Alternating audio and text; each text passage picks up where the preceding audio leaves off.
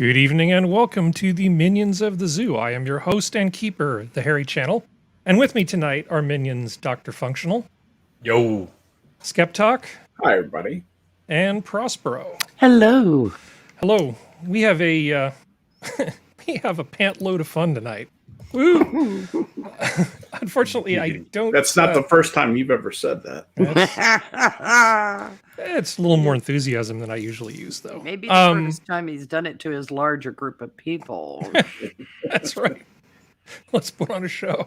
Okay, So Geodes should be joining us a little bit later. Let's see. Assassin of the Grey, Costin, Mr. Adam again, Unholy Reaper. Excellent. Raymond Lewis. We actually have people watching. Great. So since we do have a ton of show, does anybody have anything they want to quickly get off their chest before we start? Borzos is always watching, Harry. Who's always watching? Borzos. Bezos. Yeah. Oh, Bezos. Yeah. Okay, you confused me for a moment. Borzos, Bezos, Bird is the word. Bird. Yeah, exactly. Oh, Taking the silly out. well, we have a ton of show tonight. I mean, just so much stuff. It's actually been pretty crazy.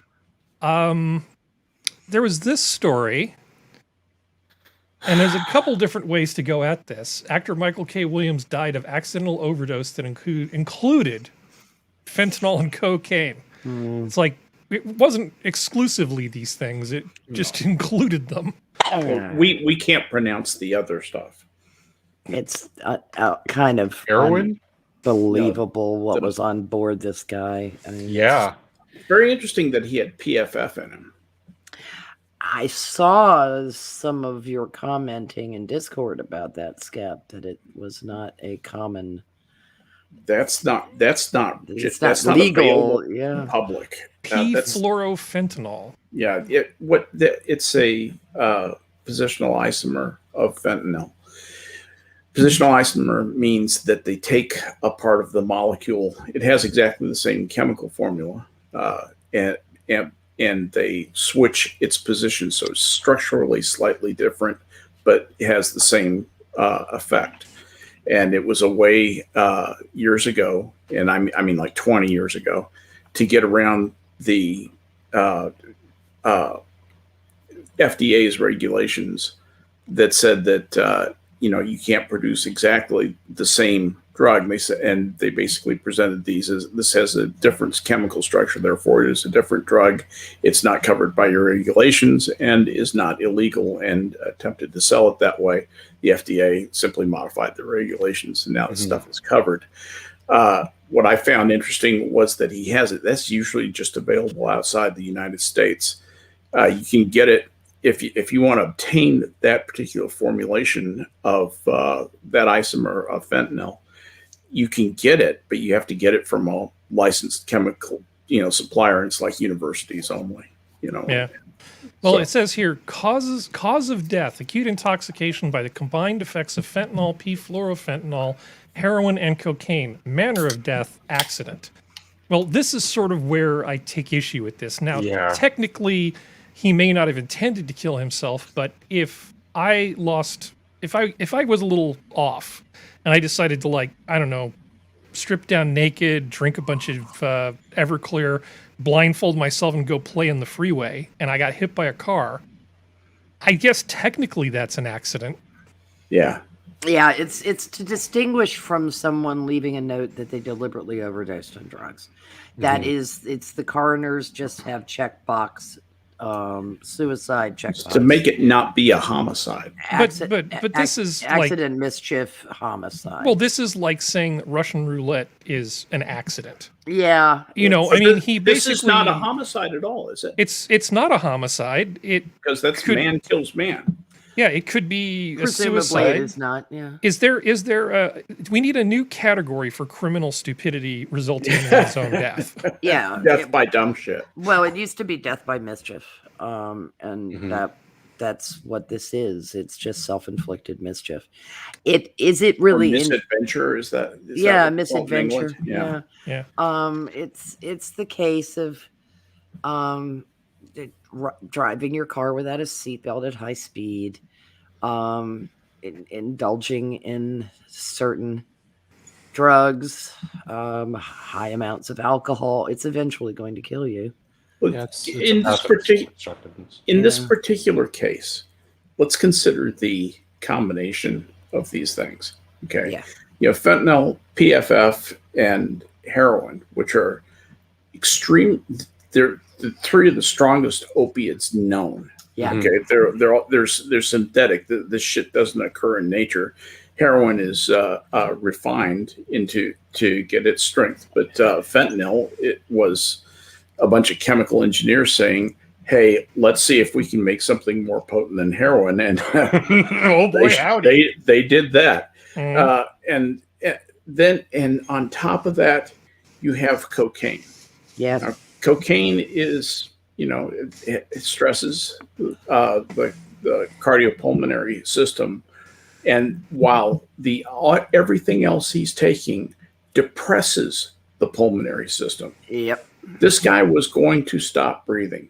It was I a mean, war. this is, I just shake my head at the combination of shit they found in this guy. He out George Floyded George Floyd. Oh, George Floyd's an amateur compared to this Yeah. asshole. Yeah. Yeah. Sorry, but that's the way it is. I see a story like this, and it's, for me, just another long line of very highly creative people, because from what I've seen on his work on The Wire, he was a really good actor. He's really good, yeah. He was well-spoken, and I say that as a person, not because of any other immutable characteristics. Well-spoken, seemed some semi-intelligent type of just human being. But when you take that creative mind, give them a buttload of money and a buttload of access to these things, bad things kind of sort of happen. It can I to some. hate it. It can to some. Sure. Eric Clapton used heroin for 25 years and never overdosed. I mean, he was a maintenance drug user, and he knew it. Yep. He was a maintenance addict. This guy said that he was in recovery, and I noticed that he had bragged about it recently. Well, he wasn't very good at recovery then. Now something tripped him out of recovery, and he decided, I'm going to do all the drugs tonight. And The thing about recovery, though, is you have to do it every single day, and you have to do it perfectly every single day. And if you're not committed to doing that, what happens is these people say, "I'm off the hook." I don't know why I was spared. That's typically, they'll say stuff like that. Yeah. That is when you know they are cruising for a fall. They are just they are being complacent about their recovery. And unless you're, if you really have a problem, if you truly have a problem with this stuff, you'll have to pay attention to that problem to some degree, greater or less, every single day for the rest of your life. Mm-hmm. Okay, To the moral stay of the clean. story is Anyway. stay in school, kids, and don't do drugs. Yeah. I need to get one of those little "the more you know" things rigged up so I can, we can do that, with like a little minion I agree. thing Don't on do the drugs. Give me your drugs. Well, it's just another fucking tragedy. Yeah. It is. all It it is. But I don't. You know what would be more of a tragedy? Keeping you from talking about Chris Cuomo for 1 second longer. We give That them all would- the drugs. Chris Cuomo's former boss at ABC News accuses the CNN anchor of sexual harassment. Shit. I love it. Yeah. Do you think he's guilty?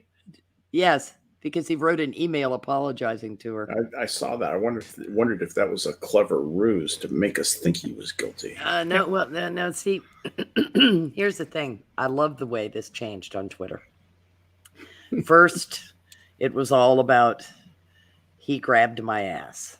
Then it became all about, I hope he does something positive with the lesson he learned from this kind of From bullshit. grabbing my ass. Yeah, because apparently when you write an editorial in the New York Times saying that the well-known brother of a now disgraced former governor and well-known television celebritard infotainment news person was an ass grabber, not unlike his brother, You better find a way to spin it nicely. CNN probably plots, and then they have the perfect out because Tucker Carlson said, "Oh, they're going to have to fire him," which means they will do anything but. I have a catty comment to make. Skep, look at this picture, and other than the fact that he's got his dumb, stupid face on it, if you met him for the first time and saw him carrying himself like that, with his shoulders all slumped like that, you would probably say, well, that's 5 demerits. You know, you're supposed to be somebody in the public view. This is obviously a promotional photo. Why aren't your shoulders square? Did Mario not teach you how to present yourself in public? No, he doesn't care and hasn't cared about how he appears to others for so long because he's so celebrated and been so mollycoddled and had his ass kissed for so long. He's got calluses on his ass. Well, he's jacked, and he figures that covers everything. Yeah, exactly. You're lucky to look at me. You know. Oh yes. I can hold myself however I want to, and I relax all the time. He's the caption on the photo is also that he's arriving for the Late Show with Colbert. So he's probably expecting to go into makeup, and if you've ever been on TV or movies, that can be a very boring, sullen point where people are like working on you while you have to sit there and shut up and do nothing. Hey, well, keep your powder dry for the upcoming discussion of the strike later, because I'll be calling on you for that. Poor baby. Okay. Poor long-suffering Chris. I do agree with you that, like, can we just go back to the time, if there ever was a time, where regardless of station or political alignment or any of these other irrelevant things about a person, that when a person is a piece of shit, we treat them like the piece of shit that they are. I mean, I'd see that photo and I'd go, okay, it's some mook on the street wearing a tie and a shirt. Chris has a big problem with his sense of inferiority. I mean that whole Fredo thing. You're not wrong. That I'm gonna rough you up. You know, like Mr. I'm Trump. smart. Would you I say, can do things. Yeah, would you say he's a prime example of toxic masculinity? No, I'd say he's a prime example of Fredo's sexuality. He's a prime example. Okay, hold on a second before we get too far off on the Fredo sexuals. My point about Mario not teaching him stuff is I wonder how much stuff Mario didn't teach him. You know, Mario Cuomo was not a giant piece of shit like his two sons seem to be. He was a piece of shit, but in a different way. Was he just not around and teaching them basic lessons like this is how you hold yourself, how you carry yourself, this is how you shake hands, this is how you don't grab a woman's ass in front of her husband? Were there some lessons that maybe went missing with these boys? One of the things that you have to realize is that they're kind of an A and a B team, and Chris is the B team. Okay, so his brother got a lot of attention from Dad. Chris did not get a lot of attention from Dad. He actually comes out looking more like a middle child than the baby in term behaviorally. Good point. He's broken, and you can tell he's broken. He's a mass of insecurities, and he's very uncomfortable inside his own skin, in my opinion. Yeah, he acts like when they used to talk about the short man syndrome. Yes. Yeah, he displays a lot of those behaviors. Yeah. I'd feel sorry for him if he wasn't such a dickbag. But I mean, he really is. He's so arrogant. And I mean, I keep wondering, is he going to blame Mama too? Oh, I'm sure he blames a lot of people for a lot of things. But speaking of dickbags, assault on female U.S. service. Well, Prospero's making it easy for me. Assault on female U.S. service member by male Afghan refugees at Fort Bliss under FBI investigation. Really? Talk about biting the hand that feeds you, literally. Fort Bliss? Is that stateside? Yeah. Yeah. Oh, wow. It's in El Paso. Wow. Yeah, it's in New Mexico. It's in New Mexico. No, it's not. It's in it's both in New Mexico and Texas. It's in El Paso. It's right outside of El Paso. A Fort Bliss Afghan refugee Yes, it is housing outside complex. of hold on, guys. Yeah. It is outside of El Paso. It's north. North means into New Mexico. When you go north from El Paso, you quickly pass into New Mexico. You hit, I think it's Las Cruces, and then you hit this place, and then TRC's on the other side. Well, okay. So apparently one of these assholes, or several of them, had a sexual emergency and have repaid our kindness by doing this shit. We can confirm a female service member supporting Operation Allies Welcome reported being, maybe they should have picked a different name, reported being assaulted on September 19th by a small group of male evacuees at the Doña Ana complex in New Mexico.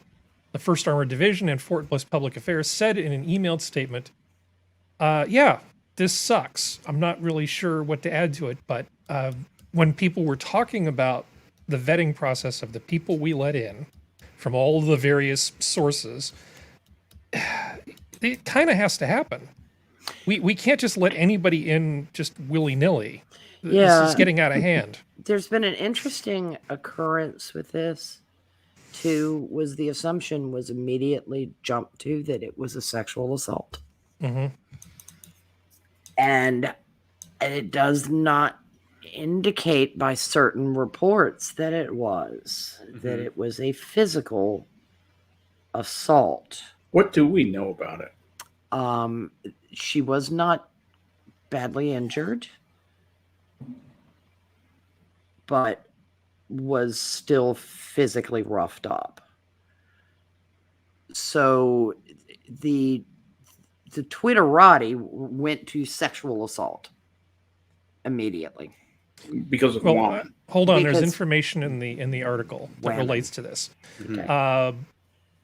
Impronounceable, a 20-year-old Afghan evacuee is being charged with attempt to engage in a sexual act with a minor using force against that person, along with 3 other counts. Okay, why is this a minor? No. That is a separate story. Sorry, I scrolled down too far. Ignore me. I'm incompetent. Please carry on. Yeah, that's they're talking about incidents that have occurred among all these very well background checked and vetted people. As Jensen You think they would have caught it on the lie detector tests and the psychological profiling by psychiatric boards that they do on each. They running Myers-Briggs on these guys? Oh, of course they are. But I think that those cases that have been brought to light probably lended to the reaction the way it did, Prospero, because people see that there were previous sexual crimes. Yes. And then they immediately jump the gun. So I can understand it. It's not fair, but I can understand where Well, it is probably not coming from. all that strange considering what happened in Cologne on New Year's. Yeah, well, Yeah. it continues to happen. Yeah, so there is a prior history within a certain group of behaving toward women in a certain way. People leapt to the conclusion. How about this? How about this for a hypothesis? Just that she might have acted in a way, might have said something to them or acted in a way that to them is very inappropriate for a female, especially unescorted by a male relative, to act. And they simply went to their cultural upbringing. Every cultural norm they've ever had in their whole life tells them when a woman acts that way, you beat the shit out of her. And I suspect it might be something like that. Well, stay in Pakistan or stay in Afghanistan, and then you can get a free helicopter. Or And go to- there's all sorts of free Or stuff. go to one of the shit stands and Yeah, stay why would there. you come to the United States if that's what you wanted to do? Because it's going to just be happy Taliban fun time Yeah. in Afghanistan. If that's the way you want to conduct I yourself. think we should offer these Just guys say. C-17 rides. Yes. Absolutely. Oh, the one-way tickets are cheaper. And, Yeah, absolutely. and parachutes Save a lot are of money. optional. All right. Well, as the forbidden. indignities go on, Border Patrol stunned as Biden goes to war with his own agents over false whipping allegations. This has been incredible. Well, Clown world bullshit that's going on. in honk honk, no more horses because horses would be the problem, Yeah. and also more honk honk. You can't drive an SUV over some of that terrain.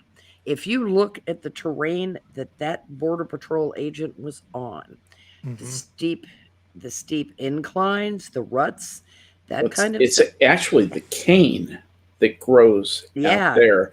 It's too slick for the Traction. tires, and it also grows in places so thick a horse can make their way through it. They just can plow through it. A vehicle will actually get stuck in that stuff. Yeah, and also you have arroyos and things Oh, like yeah. that. And that- horses are much better at negotiating those. Really, Yes, Mm-hmm. much better because these are quarter horses. These are not thoroughbreds that they're using because they're very adaptable. these are steppers. Yeah, they have great footing. Yeah. And they're accustomed to this kind of thing. And this is absolute clown car bullshit coming out of the administration. You can't use horses anymore, and they were whipping the guy. And you've got photographers and witnesses saying no such thing happened. Let's talk. Let's just briefly address the whipping. I'm sorry. Go ahead. No. Oh, okay. The whipping thing had to do. The reins are leather straps that are attached to the bridle, and they're used to control the horse's movements. There's one on each side, and depending on the type of riding you do, you have short, medium, or long reins, basically. And the type of riding that they're doing out there, they have what they call long reins, and those you can. And every rider who rides with reins of a decent length does this. You'll twirl them around, just out of boredom for lack of anything else. But these guys were using them in kind of a whipping motion to try and keep these Haitians who were trying to enter the United States illegally. They were trying to keep them from breaking the law, and they were twirling them around and kind of threatening them with them. There's no doubt in my mind that was happening. But the reason they had to do more, they weren't trying to use that to intimidate them back. They were trying to keep them from grabbing the bridle. And because if you get a hold of the bridle of a horse, somebody's going to get hurt. Likely the grabber might be the horse, and that's a big problem. If that horse falls over with you on it, there's lots of bad things that are going to happen. And that's what they were really trying to do, was keep those guys away from the hardware that was on the horse. Yeah, and split reins are a thing. Yeah. Well, that's exactly what they were. That's exactly what they were. Yeah. I've seen the narrative that this is like cruel and inhumane, even though we've already dismantled those arguments that nothing really cruel or inhumane. You compare this to anybody else's borders in, like, say, Europe or Asia or whatever, you're not getting, even if it was a tap with the reins or whatever, or grabbed by the shirt, you're getting a bullet or multiple bullets. Yeah. You know what you get a happens? sandwich Don't and a cry bottle to me of that water. they're actually being very restrained in dealing with these people who are just walking over the border between countries. Yeah, This isn't the USA and Canada we're talking about here, where they're pretty much the same culturally, and thus you don't need to enforce the border that heavily. But these are people that are coming from not even South America.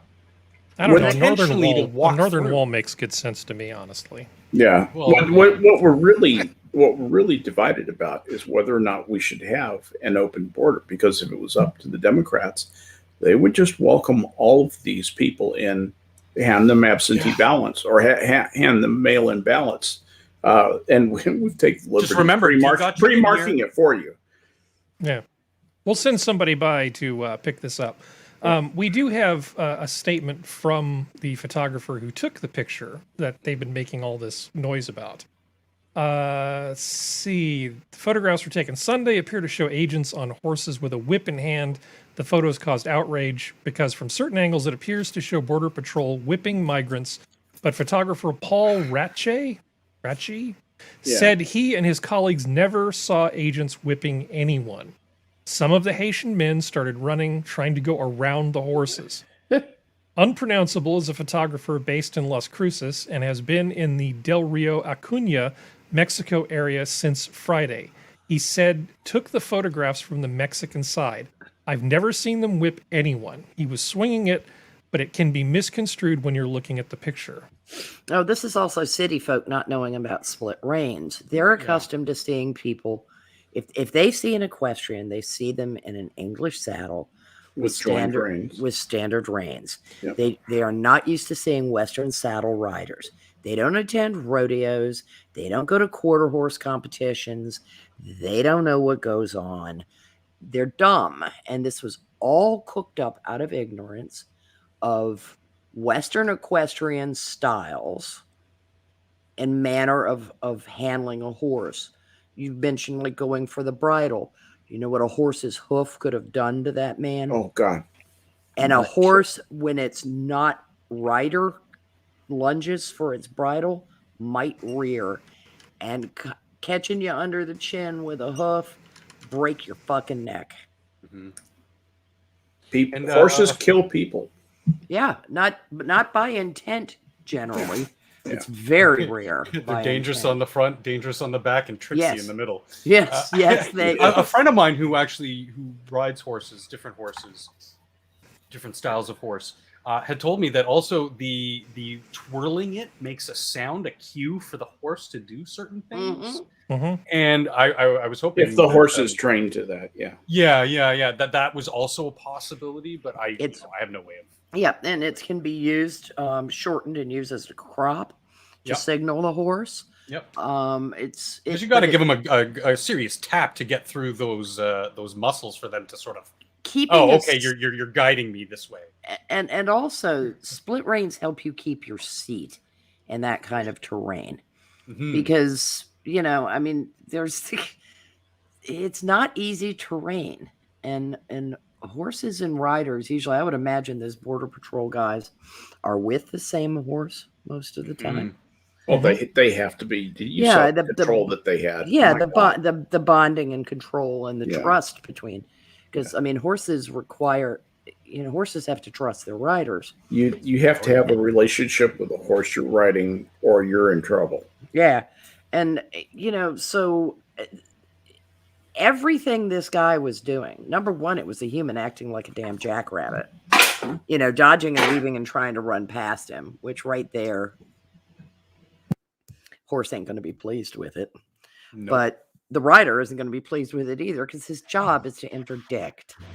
And either let them do their job or just ban the border patrol and open the borders and suffer the consequences. Take your pick, but this shit about dumping all over the border patrol, and particularly shitting on horses. Stop it. Yeah. Well, like you said, these are people who've never been around blameless. Horses. Right. The horse is utterly blameless. Stupid people get kicked by horses, okay? Or ignorant people. Let's put it this way. Ignorance of how horses behave can cause mischief. Are you trying to say that Jen Psaki, who called the images horrific, and Kamala Harris saying that the images were troubling, deeply troubling, that they may not know what they're talking about? Absolutely. One of the horses actually looked like AOC. That's true. That's insulting to them. Well, the teeth were better. Teeth were better. The teeth were more attractive, but and the horse is much better behaved in public. Yeah. I don't think it's ever cried. But they dispense an equivalent amount of horse shit. Yeah, actually, that's not entirely true. It's pretty expensive to keep a horse shoed. AOC would know about that. Okay, so let me see. The next thing is just really, we're just going to sort of mention it and then move on because it's pretty freaking obvious. I'm trying to figure out why this is news. Extremists use video game chats to spread hate. Okay. Of course they are. How many times have I seen this trope in TV, movies, miniseries, anime? It happens like everywhere. And they're producing this like this is some sort of amazing article. Over 3 months, researchers found anti-Semitism, racism, and homophobia on platforms including DLive and Odyssey, where users stream and chat about games such as Call of Duty and Minecraft. Here's Minecraft right there. Campaigners say including extremist narratives among everyday conversations can be a pathway to radicalization. I suspect that the people who did this research may have been hoping to find a particular thing before they started looking. I have something rather rude to say about these people. Please. You got to wonder how many balls have been dragged across those foreheads. Yeah. And how did they know it's a Nazi concentration camp and not an Australian or Chinese? Oh, you're saying it could be Minecraft? Minecraft, yes. Minecraft. Jawohl. Minecraft. Ooh, Minecraft. Ooh, sounds I kinky. thought that was pretty good for on That's the fly. that's good. It I was like on that. the good. 10 as an points to avid- Gryffindor. Goddamn idiots.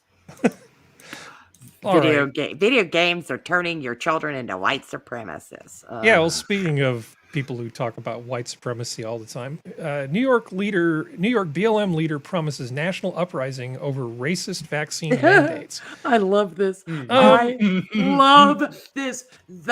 Or- The pets have escaped from the kennel. Okay, the DNC has been using BLM as leverage, and now it's yeah. biting them in the ass. Oh, I'm so sad. Yeah, it doesn't take a whole lot of work to go out and find one of those compilations of various Democrats talking about how they would never take the Trump vaccine. Oh yeah, And Joy Reid. and they're wondering why they can't just spontaneously Harris. rebrand it as the Biden-Harris vaccine, and that people are going to trust them. It's like, well, you were just talking about the Tuskegee Airmen and stuff not that long ago.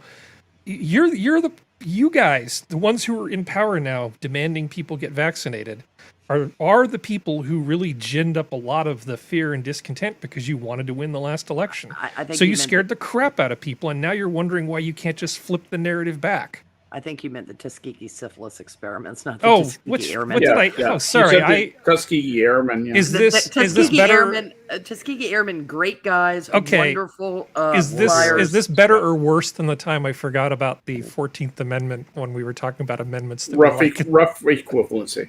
Okay, good. I am just a gaff machine. Maybe I can be president someday. Dude, You have to get a lot stupider. Minions no of the Zoo kidding. disavows any relationship with the Harry Channel. Anyway, I'm not really sure there's a whole lot to say about this other than what you literally just said. 72% of black people in the city from ages 18 to 44 are unvaccinated. Okay. Oh no. I don't know, but that meme with AOC's dress changed was pretty impressive. Yeah. Now I'm sad. Ooh, Ooh, woo. Yeah. I voted for So- genocide. Now I'm sad. Ooh. Okay, stop talking. What is her name? Alyssa Farah. I was actually trying to figure out who this woman was on the Hill. They seem to be doing a pretty good job. I guess she's a former Trump communications person who they brought on. So they seem to be pretty bipartisan on the Hill. I'm becoming more and They're more trying. impressed with them, actually. Yeah. Well, they certainly had become slavishly devoted to the DNC for a while, and it was probably hitting them in the pocketbook. Yeah, they White seem House- pretty said now. That was a Why- failure on Sager and Getty. That's why they canned those She's two. the former White House Director of Strategic Communications and Assistant to the President during Yeah. the Trump administration. Well, the mayor of San Francisco, one London Breed, was found partying maskless at a party, and her defense of basically going against everything she's been telling everybody else to do was that the spirit moved her. Oh, for fuck's sake! She said, "My drink was just over there. I didn't put my mask on. What's the big deal?" Oh, Silence, pleb. yeah. Yeah. So this is the scene. So it was the scene. Yeah, so she's basically, here dancing in the background there. Okay. And yeah, no big deal, right? Doesn't matter when we do it. That's exactly what that is. We're not subject to those rules. Those are for you. Yep. Those aren't for us. We live normal, happy lives. You are there to serve us. Minecraft. I I like need, that to, I keyword. need to Yeah. keep a closer eye on the chat. Hey, Functional, do me a favor, and if you see anything in chat that needs to get flagged, let me know. The Flagged? Well, I mean, to me, bring it to my Attentive. attention. Okay, I mean, okay. again, Harry, I'm Minions talking of the to Zoo people disavows any relationship keep with up, Harry functional. Channel. This is We got plenty of mods in the chat that can whack the miscreants. Yeah, that's not what I mean. I mean, if Right, if right. I No, I if know there's what you something mean I now. should be paying attention to, please let me know, because we're running with a bit of a short crew tonight, so I'm drafting you if that's okay. Yeah, I've been engaged with chat. Chat's been awesome today so far. Thank you. Yeah, actually, I that's think- why I was thinking, man, Except I for feel that like I'm crafty missing out. assassin of the gray. I'm watching. you Yeah. now. I I'm think it's hilarious though, because between London Breed doing her thing, and then we have Gavin and all his marvelous the French Laundry, Jesus Obama. Christ. I mean, the list is The Obama party, the Emmys, the Met Gala, every all the servants. single time the cameras keep running along enough to catch the theater in Congress. You know, masks on, masks off. Okay, but the cameras are gone now. We can go back to what we normally do. And Nancy it's Pelosi pulls out the bottle of vodka and just starts gulping. and the silly straw. So, Prospero, you actually got a project. I was Yeah, I do. I I got was a looking- project. You did. Well, because I've been trying to do more not necessarily news stuff, just because I think it's fun for people to work on stuff and present it, kind of tell a story. 2-3 weeks ago, I actually stumbled across the story of Clarence Saunders. And they were talking about how he made a bunch of innovations to the world of how we basically shop for things. And I thought, this is actually really interesting. I should probably stop looking into this and find somebody and see if they want to do like a little piece for the show on it. And since it's kind of a history thing and it's sort of Prospero's turn, I thought, hey, why don't I see if Prospero would go for it? And you eagerly said yes and went and put something together. So I'm going to sit back and let you just tell me what you need in terms of bringing up links and things like that. Or if you want to display your screen, that's fine. I'll just be technical support, and I'm going to hand the show over to you for a bit. Alrighty. If you're gonna bring up anything to start with, I'd start with the page I linked you from the company that Clarence Saunders started that has the About Us information. Be this one. Yes. Yes. And I dig Mr. Pig. And I shall bring up my notes, because as quaint and as cute as the name sounds, Piggly Wiggly actually plays a rather significant role, peculiar as it may be. As I went through the information on this, it dawned on me that if you were born in the 1980s or later, grocery stores really haven't changed. Not that much when you think about it. The names have changed, the branding and signage. Prices most definitely have, and inventory has expanded to indulge our interests in new foods, walking hand in hand with the explosion of food culture, more or less. But still, most of us accept that this is how it's always been, and that is far from the truth. Supermarket as a method of acquiring our grocery needs is a modern phenomenon. And as late as the 1960s in rural America, the general store where a clerk filed your order for dry goods wasn't the relic that it's seen as today at all. And in urban environments, the greengrocer, butcher, and bakery were commonplace, and they still are in areas, although I'd say it's more isolated pockets of urban living where you still have that standard of the butcher, and then there's the greengrocer and the boulangerie, the bakery, where people would just go store to store and pick up basically their daily marketing, maybe 2 days worth, but not much more than that. And back then, grocery orders were placed by list. You would write down what you would need, and either in person or once the telephone came along, you would present your list to the dry goods emporium. Now, everything we consider think of a general store. I think all of us kind of have an image from watching Westerns or something like that, of the general store. And it carried dry goods.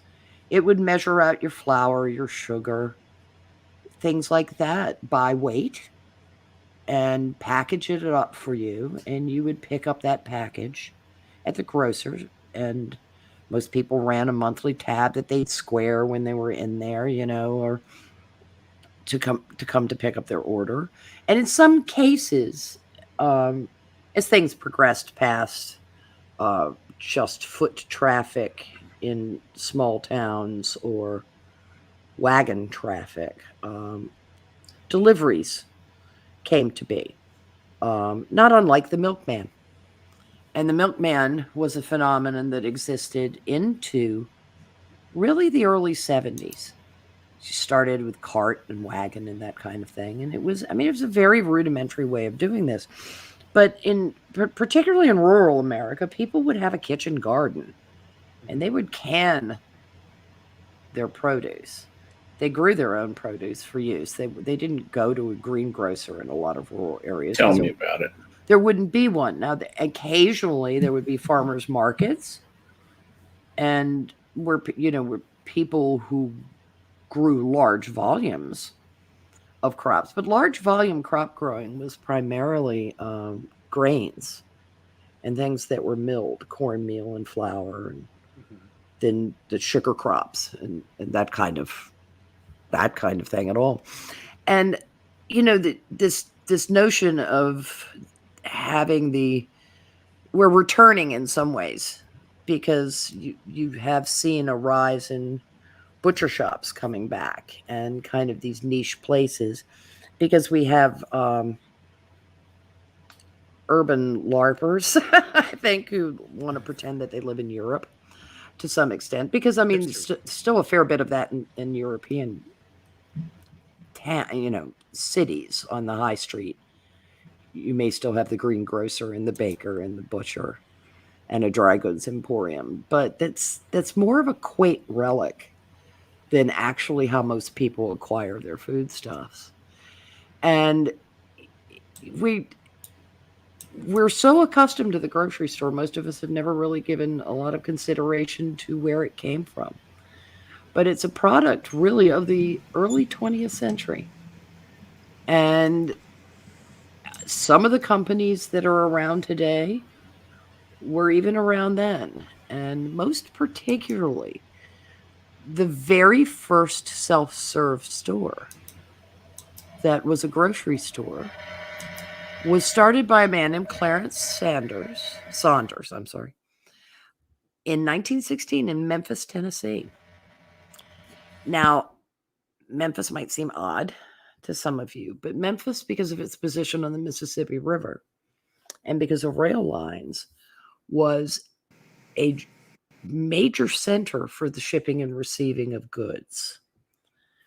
So there were a lot of large scale sale of dry goods and things for transport that occurred there. And he actually worked in that business. And then he came up with this amazing idea of the self-service grocery store. So he opened the store that he called Piggly Wiggly. Nobody really knows how he got the name. There's a kind of a legend around it that while traveling by train, he saw a pig trying to wiggle underneath a fence. And he just thought of this little piggy goes to market, this little piggy goes home, that kind of thing. That's awesome. But yeah, I think it's just such an unusual name. And this was just an enormous change, because gone were the clerks behind the counter who took your list and bagged it and handed you the parcel. You went in to this store and you chose the items yourself, and you toted them in a wooden basket, because the shopping cart, as we know, didn't come along until much later.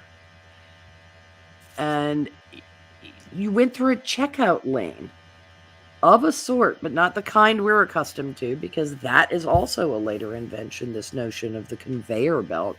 It was just basically a shelf where you would offload your purchases, and they would be rung up by a clerk behind the counter. Now, there were people who stocked shelves, but as far as the busy people running around the counter, measuring out flour, measuring out sugar, all of those things, everything shifted.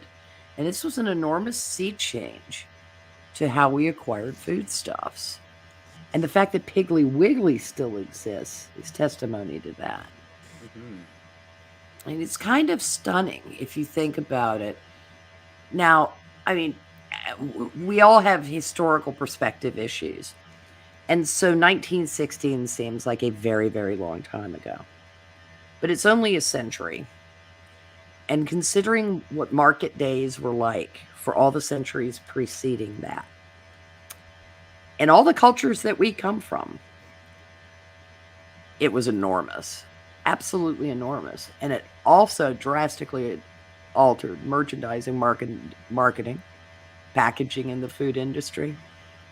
And it dramatically marketed consumer expectation and our consumption behaviors.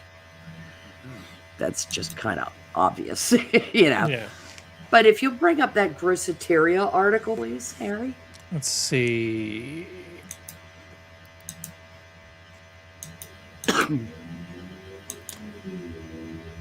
The quick history of the supermarket. Yep. I'm glad he didn't see a pig laughing and call it Giggly Piggly. That is nice. I appreciate that on his behalf. And I guess I should say, any questions up to now, children? So I do know a little bit about the UK history, and in terms of stores, I know that it was during the Victorian times that brands started to become a thing. Mm-hmm. And I would think that if you're grabbing stuff yourself off of the store shelves, as soon as you have more than one of something available, instead of saying, give me 5 pounds of flour that just comes out of a big bag and goes into a small bag, a flour sack, right? You know, that once you basically got like the paper wrapped thing, The gold medal flour and yeah, that kind or of thing. Robin Hood or choice. whatever it is, you Yeah. know, lots of those different things. You would suddenly start to care more about brands, which then of course would have follow-on effects in terms of advertising and a million other things. Mm-hmm. So the repercussions of something like this were probably huge. Across everywhere, because I mean, marketing, right there. Yeah. The advertising, and then of course we moved into newspaper advertising pretty quickly for grocery stores. I mean, they did a lot of banner advertising. They also used to have, and it's mentioned in this Grosseteria article, very, very flashy window displays, which actually was borrowed from the model of Selfridge and his stores, speaking of the UK, where the department store model was used in the grocery store. And it still is to some day, if you think about it, because the way things are merchandised by category. Yeah. You know, around the periphery, you'll find your refrigerated items generally, you know, your meats, usually your Dairy. green grocery item, your dairy, your cheese, you know, all those kinds of All the processed foods are in the middle. Yes. And yeah. and the canned goods are, you know, have several aisles devoted Those are to them. processed too.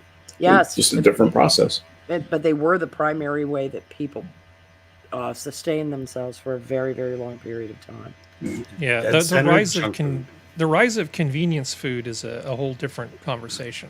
Right. Yeah. Yeah. Mhm. It's a peripheral. I mean, there's several peripherals to this. And I really had to be careful not to wander down some of those rabbit holes. Because there's enormous sociological impact of grocery stores, but it's intertwined in other things that happened in the 20th century that changed the way we live in many, many regards. But the way this quick history of the supermarket starts off, it mentions the Great Atlantic and Pacific Tea Company, which you might be familiar with the name A&P.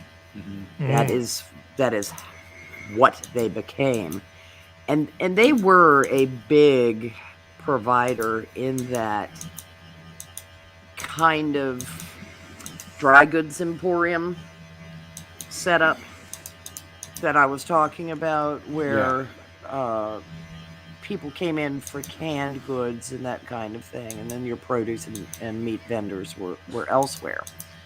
And Clarence Saunders did patent Piggly Wiggly, which was kind of smart. But other stores, and I thought it was interesting, notably in Southern California, Alpha Beta, were experimenting with the idea. And they became known as groceterias due to the fact that they reminded people of cafeteria eateries, and those were becoming popular. And Loblaw actually called their stores Loblaw Groceterias. In Canada. Yeah, and they started in 1919. So you see how quickly the cascade begins of the model taking off. In Toronto. Yeah. If that is a real place. I think it is. Probably. I look around and I sometimes wonder. I'm not sure. Is that in Rhode Island? Yeah, It probably. ain't in Texas. Yeah. Oh, there's probably a Toronto, Texas. I wouldn't bet money that there wasn't. All right. But then Go ahead. Then you kind of have this notion of chain stores that begin to develop because doing things to scale, and you've got regional chains that they mentioned going back to the 20s, Kroger, American stores, National Tea, Loblaws, and Dominion stores, and then others began to cover larger territories. A&P got bigger. Mm-hmm. They had 10,000 economy stores by the end of the decade. But most of the stores were small, staffed by only 2 or 3 departments, and they didn't have meat or produce. They still were doing dry goods. Uh-huh. And of all people, Charles Merrill was involved in it, of Merrill Lynch, and Safeway became a thing. And they bought out Piggly Wiggly on the West Coast and acquired this name, I love it, Sanitary Stores in Washington, D.C. Absolutely lovely. But growth by merger became common, and it led to lots of antitrust action and attempt to tax these companies out of existence. That's kind of a fascinating look, and that would require going into the economics of the whole thing, and we're not doing that. Yeah, we have a bunch of lovely links that will be in the show notes for everybody. Yes. But the supermarket in the 1930s and 40s is kind of when it morphed into a little bit more of what we're thinking, because drive-in market phenomenon began in Los Angeles. Thank you, the car culture of Southern California. Mm-hmm. And that's where you would have the butcher, the baker, the grocer, the produce people, all within a shopping center that had a parking lot. And customers would perceive it as a single entity, even though they were separately owned. Sort of like a proto shopping mall, but... Yes. And then in 1930, more like a strip shopping center, I guess. Sure, yeah. Yeah, open air. But a guy that had worked for both Kroger and A&P opened his first King Cullen store, which is widely cited as America's first supermarket. And it was located in a warehouse on the fringes of New York City, offered ample free parking, concessions in a bazaar-like atmosphere. Merchandise was sold out of packing cartons, and little attention was paid to decor. Does any of this sound familiar? Mm-hmm. The emphasis was on volume, and this one store projected to do the volume of up to 100 conventional chain stores. The volume and no frills approach resulted in considerably low prices. The supermarket, as it came to be known, was initially a phenomenon of independence and small regional chains. Large chains caught on, and they refined the concept, adding sophistication that had been lost from the Spartan stores. In the late 1930s, A&P began consolidating its thousands of small service stores into larger supermarkets, often replacing as many as 5 or 6 stores with one large new one. By the 40s, A&P store count had been reduced by half, but its sales were up. And similar transformations were happening, that kind of beginning to bring things under one roof.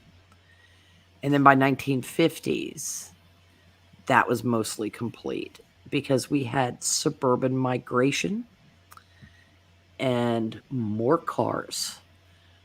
And so you had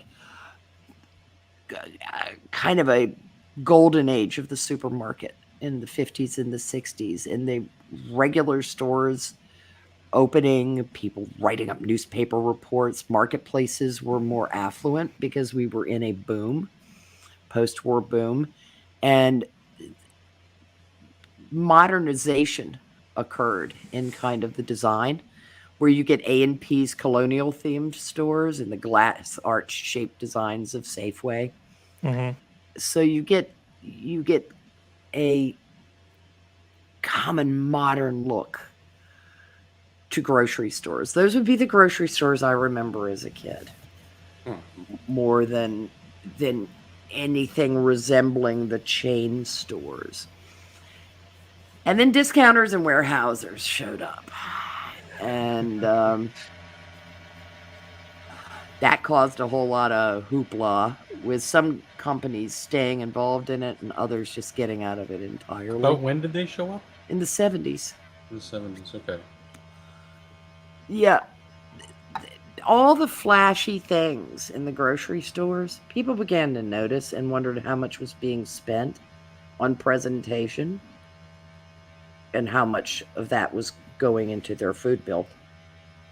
So, well, the boom of the advertising industry in the 60s probably played a lot into that, and obviously that creates a lot of overhead. Oh, specialty departments. Kroger used a superstore prototype in 1972 with specialty departments. So their new this stuff that people were like, oh, they've built a new marketplace, a new Kroger marketplace that's selling all the, the cookware is in here, and then people have clothes over there, and yada, yada, yada. Yeah, that's not all that surprised. It's everything old is new again. Yeah. And then, green stamps played a role. People gave away trading stamps for buying stuff, and you could S&H green stamps. Yeah, you could turn it in for all kinds of merchandise, either through their catalog, or in some cases they had what were kind of like what Best Buy's model was, where you could go pick out the item. Yeah. But it's just kind of peculiar that all these other, they're not cottage industries at all. Industries came up surrounding grocery stores. And then the 80s and 90s, lots of mergers, lots of upscale stores, lots of improvement in the fancy Dan, and you introduced a lot of modernization. A lot of you guys. The MSN link now? Yeah, I think flicking through some of these pictures would be more entertaining than my blathering. Ooh, look at that hair. I know. I love it. I know this slide. It's a slideshow, so you're gonna have to click on the arrow. Which one's Look at that handsome bastard. That is the old style. Like Harry, you mentioned to me, if you were watching Petticoat Junction. Yeah. And Uncle Joe would take the list in, or they'd phone the list in. That would be the kind of guy behind the counter dealing with it. But this is a good point they make in this, that shoppers did dress up. Grocery shopping was no different than going shopping. You didn't. I can remember people commenting when people started showing up, women started showing up particularly in athletic gear in grocery stores. Like they'd play tennis and then go to the grocery store and they'd still be in their tennis togs. I can remember people of my mother's generation commenting on that. Mm-hmm. You didn't go out in public looking like a slob. But flashy displays and all that kind of thing. And that again kind of calls back to the Selfridge thing. I mean, look at that. I know in excuse me, in the modern time in my life, I've had actually a lot of success experience in courting in grocery stores or attempting to pick up girls or whatever, because there's a good indicator. You look at the basket, do they have baby formula? Chances are, you can't see the ring or whatever. Chances are they've got a family. That's, you know, but if they look like they're shopping for one, okay, there's a good indicator. And then, you know, there's so much to talk about in a grocery store. So I can see why people would be dressing up, even though it was also mostly influenced by the this is an outing, this is a what's the word I'm looking for, where you're out amongst your peers and you want to like look your best kind of. Well, it was a social event. Event. You would go there and you would see people that you knew from the community. And so it wasn't just going there to buy something. This is where I've spent far too much of my life being stuck behind groups of women chatting in the aisle of a grocery store. It happens all the freaking time. Oh God, yes. And they'll stop right inside the door. They'll see someone they know leaving. Oh God! And you try to get into the grocery store, and it's like, dear God. And they stop right there. Oh yeah. Yeah. Right. So there. Do you think with like our sort of, sorry to sort of derail a little bit, but it's something that's interesting me. Do you think with our now these big markets where people want to get in, get their stuff, get out, do you think that sort of played into the less social aspect of? Oh, absolutely. Yeah. I got to get back home so I can get on Twitter. Yeah, those kinds of things. Because we have a I want it now serviceable society where, yeah, if I wanted to order groceries, I could order groceries online, and boom, they'd be here in a couple hours. Oh yeah, well we've gone back to ordering and delivery, which I think is, you know, I think that was interesting too. Yeah. Yeah, it's a callback. I mean, it's a callback, but I mean, we're taking the socialization out of shopping again. You know, it's just changing. That's all. Well, during COVID, that literally was the only socialization a lot of us got. Yeah, I mean, I did give some bread to one of my neighbors over the fence, and he handed me a bottle of wine. I thought that was a very fair deal. But other than that exchange, didn't really talk to anybody for quite a while, except when I went to the supermarket, and you could see that people were just sort of starved for socialization. It was pretty bad. So I brought up the last thing. This is the list of supermarket chains by annual sales. Yeah. Kroger's quite the thing, isn't it? It really is. But I mean, you look at those numbers and what these guys are raking in, it's pretty amazing, you know, because I mean, A-Hole Delahazed, you know, whole Stop and Shop and Food Lion. I mean, Food Lion is a more southeastern chain. They were expanding, but then ABC did a report, a slanderous report, but it damaged them pretty badly. Wow. I see a lot in the top, well, just out of the top 10, Metro, one of our biggest here, Sobeys, Loblaw, all very huge in Canada. You know, but we've heard of things like Publix, Kroger, Trader Joe's. I think that's just the connectivity thing, but we don't have any of those up here. People along the New York border would have heard of Wegmans. They were a much more regional chain. But they're kind of cautiously expanding down the East Coast, like Publix is expanding up the East Coast. It just amazes me that like even a very concentrated, sparsely populated country like ours can crack into the top 25. Just everybody needs food, right? Like, yes, this is amazing. Yeah, they do, and it's you know, it's kind of amazing because I think almost all of us, whether it's as children or adults, have cultural touchstones to the grocery store in one way or another. You mentioned the shopping cart. People shopped with handheld baskets until the invention of the shopping cart. Oh yeah. Or, you know, some kind of rudimentary wooden cart.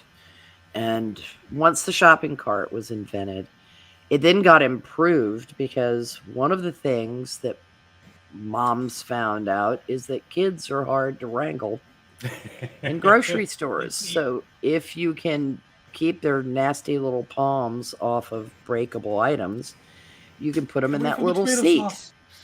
You can put them in that little seat and ride along. And I imagine that I insisted on being in that seat until I went to kindergarten.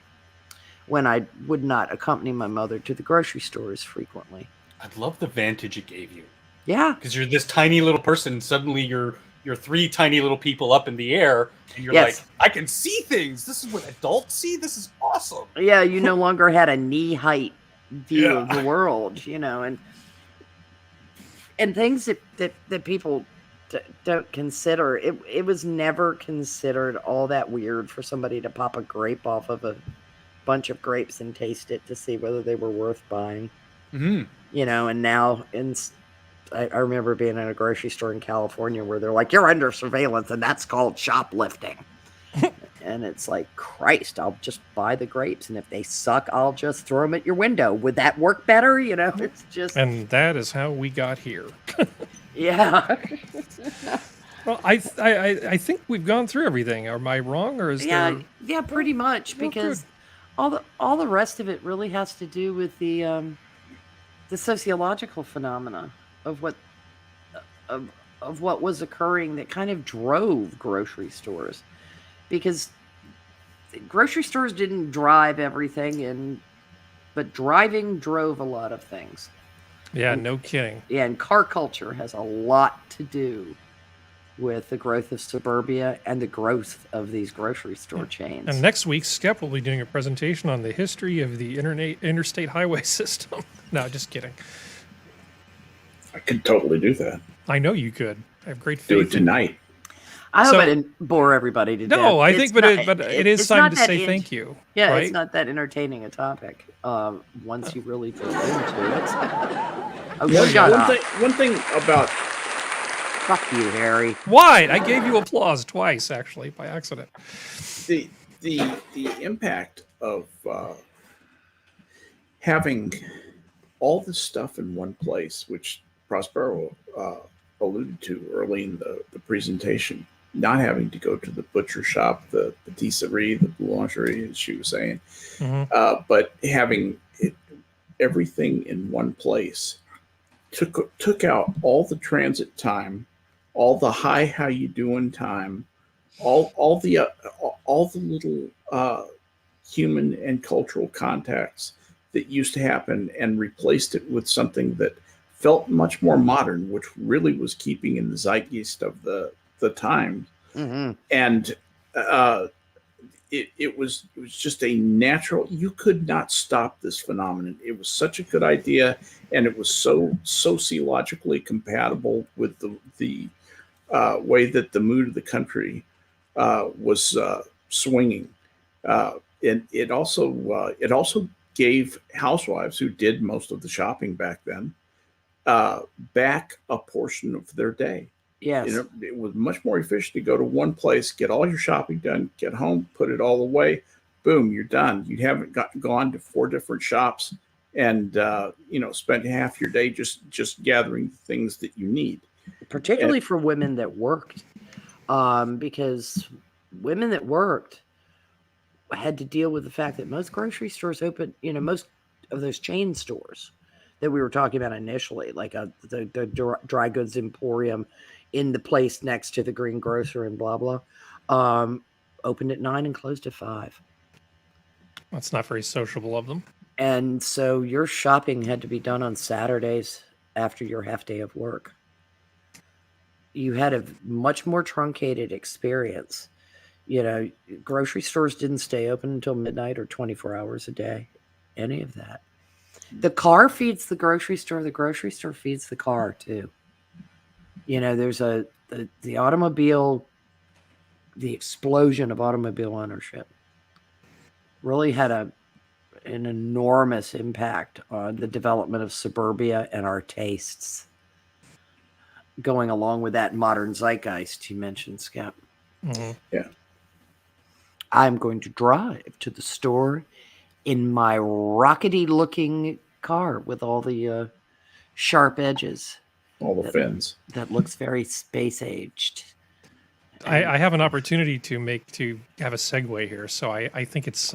Take it. I think I can't let this go by. Okay. A little problem here. Ride your Segway. Yeah. Chip makers to car makers, time to get out of the semiconductor stone age. So this is sort of a brief follow-up to something we were already talking about, that they're shutting down automobile production lines because they supposedly do not have enough parts. Well, the thing that I did not realize is a lot of the parts that the car makers use are very old and you'd think very cheap, but the rest of the world has kind of moved forward and they really just don't want to make this crap anymore. So there's this little article here that we'll post. It says, when it comes to the electronic circuits that power our everyday lives, the automobile is simultaneously the world's most expensive consumer good and the one that runs on the cheapest possible semiconductor chips. So while you're buying CPUs that are running at 14 nanometers in terms of their size, or even 7 nanometers. 7, yeah. They're using chips that have a process of 45 to 90 nanometers. And a lot of the fabs that are dealing with this stuff are just kind of like, no. Intel's said, we'll be happy to give you all the 14 nanometer chips you want for a price, but we don't feel like making you 90 nanometer crap. Why won't they take the smaller nanometer chips? Well, probably because they've got a process by which they've spec'd things out for a particular thing. That's what it was tested with.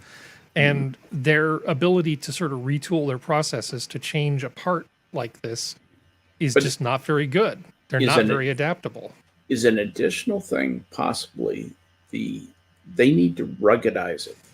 Ruggedizing is actually a verb in the car industry. They talk about making something rugged enough to go into the place where the engine is, basically, where all the things that happen to a car happen. And I suspect that's part of the problem, is they need to do a certain amount of testing to make sure that the new electronics would be able to stand up to the stresses that are put on the electronics that they have. I'm sure they can do it. It's just a matter of it doesn't feel like a problem to them. They think they should be able to get the same old thing, but the people making the chips are going, this is about to get a lot more expensive for you. Yeah. Well, in this fine article here, it says, now these processors are in short supply and chip makers are telling car companies to wake up and finally join the 2010s.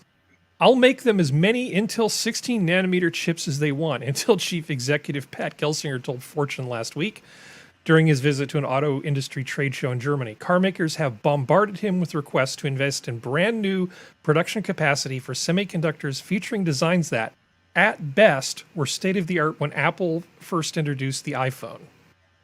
It just makes no economic or strategic sense, said Gelsinger, who came to the auto show to convince car makers they needed to let go of the distant past. Rather than spending billions on new old fabs, let's spend millions to help migrate designs to modern ones. There are industrial PCs based on newer technology that work just fine under extreme circumstances.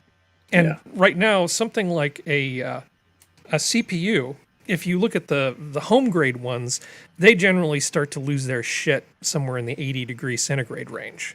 Right. Sometimes up to 90, but servers can actually go higher than that. It's actually totally possible to put a big heat sink on something. And a lot of what the ruggedness isn't so much a function of the size of the gaps of the transistors. It is a function of the materials that are used. And we already know how to do that. We know how to seal something in epoxy so that then you, coincidentally, also have to replace the entire unit rather than fixing it. But I think cars we've already crossed that Rubicon a long time ago. They're so modularized now, yeah. Yeah. So I think there's no reason for them not to get with the program.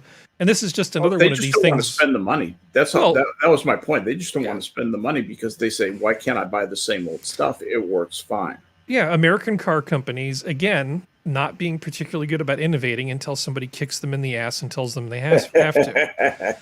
And this is what happened. It's like, what do you mean nobody wants to buy? There's a gas shortage. What do you mean nobody wants to buy our shitty small cars? Yeah, because the Japanese ones are just way better built. I don't understand what you're talking about. Yeah, don't you want to buy a Pontiac 6000 SUX? It's a great car. Yeah. I remember automobile manufacturers carry a lot of liability. I know. I know. And you know, it's nice for the chip manufacturers to get me the program. They're not the ones whose asses are on the line, nor are they the ones who have to meet all these happy little regulations. Oh, man, you are just like a segue machine for me tonight, Prosper. I don't know how you're doing it. Speaking of that, regulations, the EU is up to their old shenanigans. They sort of got together and said, it's annoying that I have all these chargers from all these different electronic devices. Why don't we just make everybody, including Apple, just use the same charging thing? Because then we won't be filling up the landfills with all kinds of different chargers. Said idiot who doesn't understand anything in the EU. Yeah. Yeah. Yeah, years of working with industry on a voluntary approach already brought down the number of mobile phone chargers from 30 to 3 within the last decade, but could not deliver a complete solution. The Commission is now putting forward legislation to establish a common charging solution for all relevant devices. Great. Why do we have motors that have different power ratings? Why can't we have one motor to serve both airplanes and barber's clippers? Why can't we have one motor to do both things? That should make the adult toy market a little challenging. Yeah, death by mischief goes up, you know. So they JADO'd themselves. Light off the turbines on mom's. So I'm gonna try to tighten this topic up a little bit because nobody wants to hear me talk about USB standards. But I promise I'll make this relatively painless. What the fuck though? When they come up with USB-D. No, USB-C is the thing that they're pushing, right? Yeah, this is because it'll never change from USB-C. Well, let me clue you in on something here that maybe isn't obvious to these people. USB-C is a specification for this connector. Now, what happens between those two connectors in terms of like the type of cable and how much data it can move and how much power it can carry is actually pretty complicated. So the same cable can carry a lot of, this cable that plugs in here can carry as little as 15 watts of power or as much as 240 watts of power, all depending on what happens to be at the other end.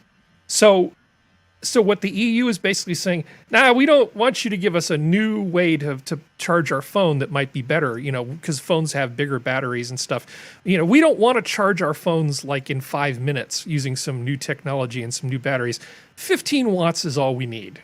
The minimum guaranteed speed is fine because all it really matters is that the shape of the connector is the thing.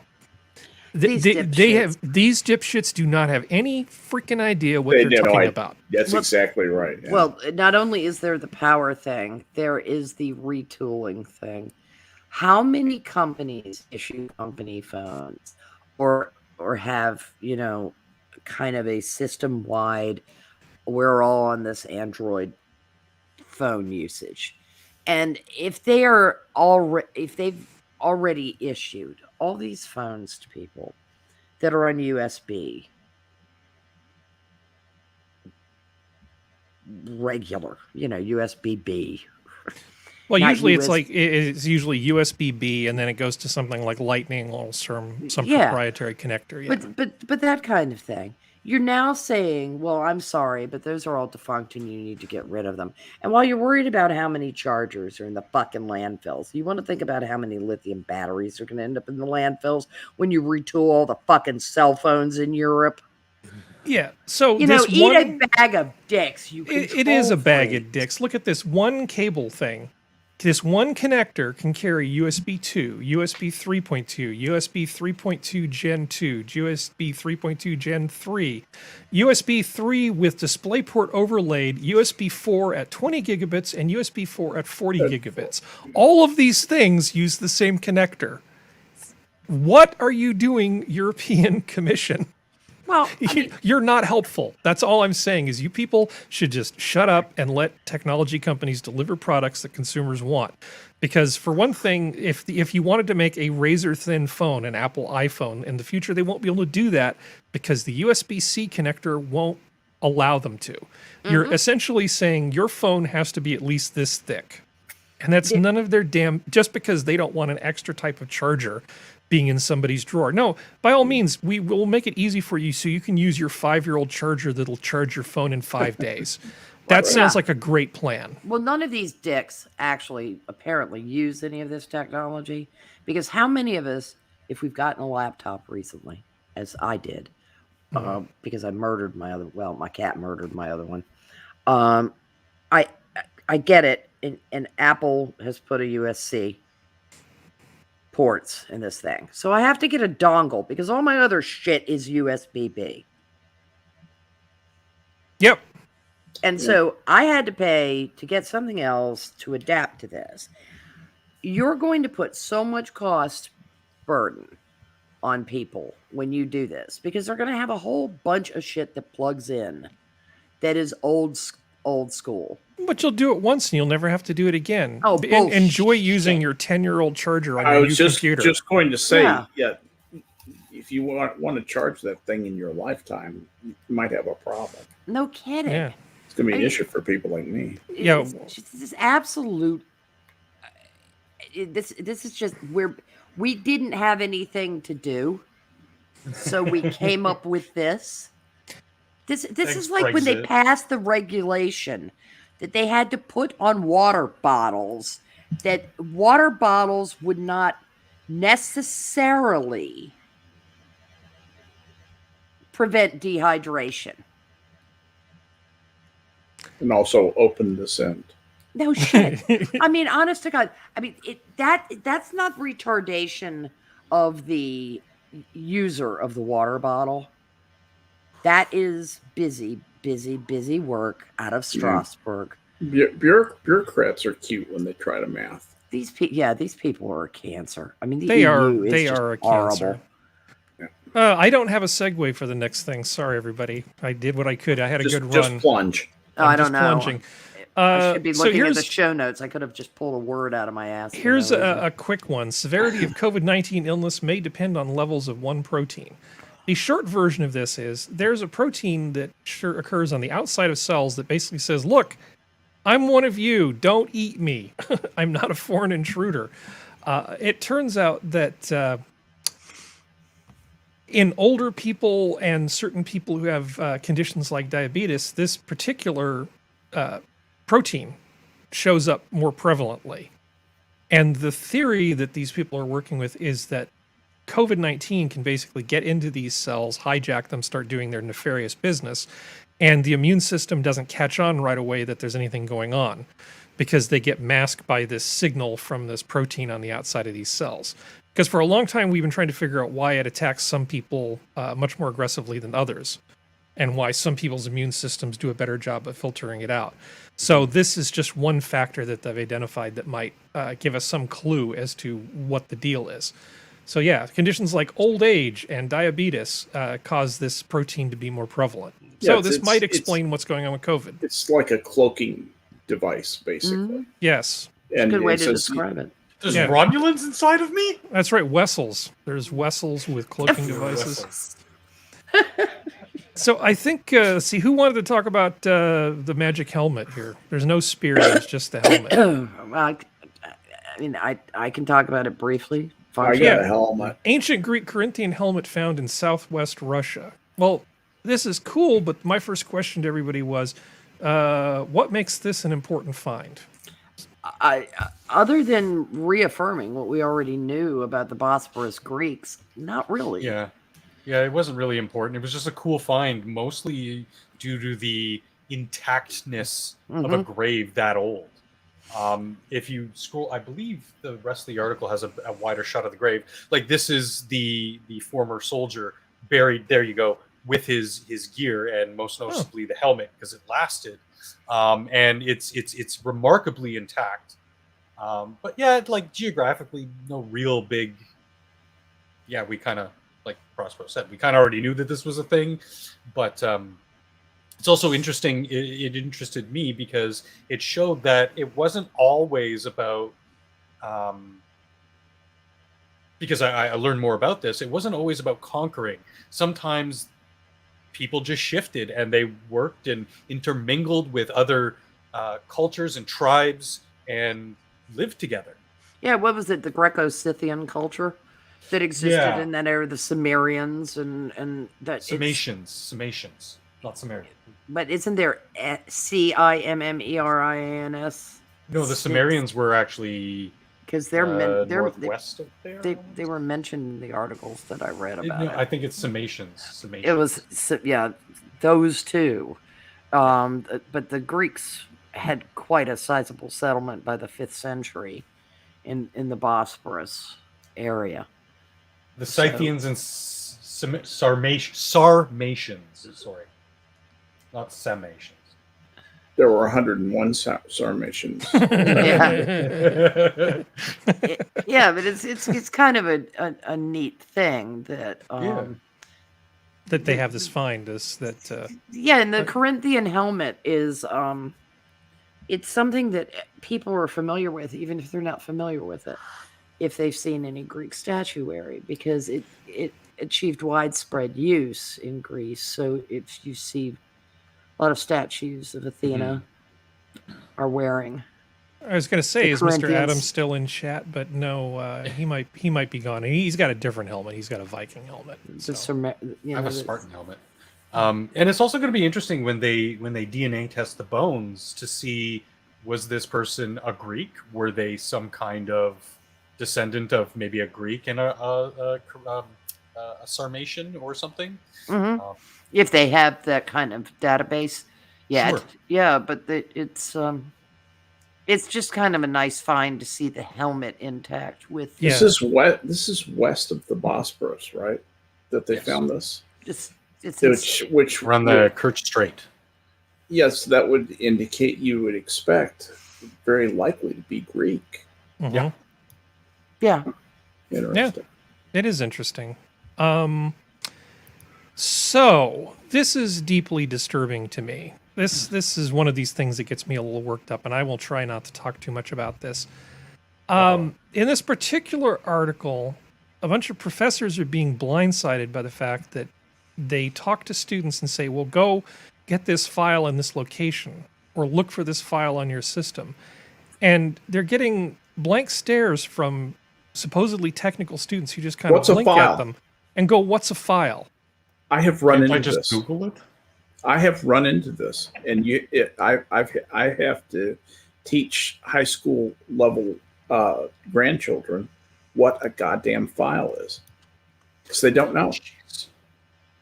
Yeah, it says here, gradually Garland came to the same realization that many of her fellow educators have reached in the past 4 years. The concept of file folders and directories, essential to previous generations' understanding of computers, is gibberish to modern students. That's right. Now, this is a problem because if you know anything about Unix or Linux, which is sort of a Unix work-alike, everything is a file. That's how the operating system works. Memory is a file, devices are files, everything is a file. Under the hood, this is what's going on. And in terms of how data is organized on a computer, you need an information architecture that makes some kind of sense. This is how people do research. They save notes about things, and then they put them in places where they can go find them. But I guess the Generation Z people just go, oh, I can Google that. Type, Google machine gives them an answer. Now, I previously read an article in Science, it was about, I think it's about 6 or 7 years ago, talking about how human memory was being affected by search engines. And all of this information was there. And the gist of that was that when a human being knows that they don't have to memorize something, all they do is make a mental note of where to go look for it. Yes. And computers have taken this and made it much worse. They don't take the time to actually study a story and memorize it. They just go, oh, I don't need to. That's easy. I can just look it up when I need it. I won't bother to allocate any space to it. But you can't make deep connections with information unless you put it in the meat buffer and let it all marinate around and do its thing, and then you gain insight into it.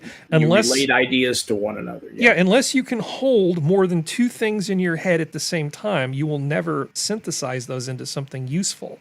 There's something very, very, very fundamental about this shift that we're talking about. And I suspect I'm never going to be able to retire because I don't think any of these people are ever going to be able to make a database because they don't understand what the structure of data actually looks like. Right. And you're absolutely right, Harry. There is a fundamental amount of information that you need to be able to carry around with you. And another true story. I was just out in the front yard talking with a friend of my granddaughter, and she's a freshman in high school, and had been studying. She said, "Oh, we're studying South America." I said, "Oh, can you name some of the countries in South America?" Just kind of whimsical. And she said, "Well, I don't know what the names of the countries are. I mean, there's maps. I can look at them and see the names." And I said, "Well, do you know the names of any of them?" She said, "I think Africa is one." Okay, good. This is somebody in high school. Yeah, this was this a teacher? Sorry, go ahead, Prospero. I know. No, nobody teaches geography anymore. No. Yeah. So, you teach them about South America in general, they're going to presume that Bolivia is exactly the same as Argentina, and that Chile is precisely the same as Brazil. Yeah. Or Guyana and Ecuador are just, the same, which is no. The matter of fact, people from those places probably have a good deal of difficulty understanding each other when they speak because of regional dialect, vocabulary, and verb usage differences, and in some cases, completely separate languages. I think the ease of use has surpassed our need to know the technology we use. And this is something I've been mulling with myself for quite a while, is that it's like we're giving children loaded weapons.